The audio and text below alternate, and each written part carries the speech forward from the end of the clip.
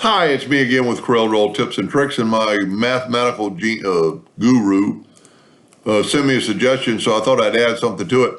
I did a video with this earlier today, and this is all one. Matter of fact, I can take away that outline, I think. No, we need that outline. So we need to group it together, Control G. And then I did it earlier where we intersected a circle in there to make it a little different. But the other day I was trying to make an edge light with a heart, so we could just draw a heart out and put P.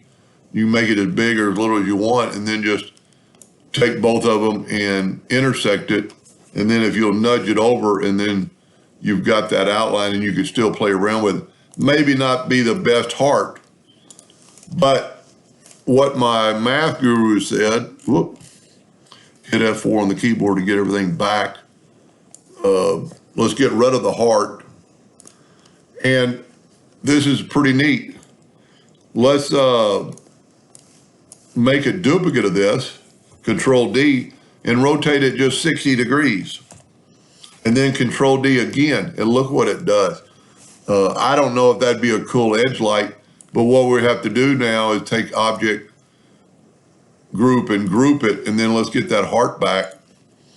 And it would be a pretty neat looking edge light. And then just select it all with your pick tool, selecting both of them, and go to intersect, and it's going to intersect that light. And that would really stand out. Now, as always, I mean, look at the center, dead on.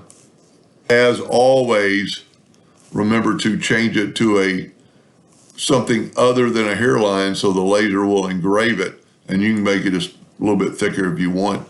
That way it would engrave it, and that would be a pretty neat edge light. Pretty cool pattern.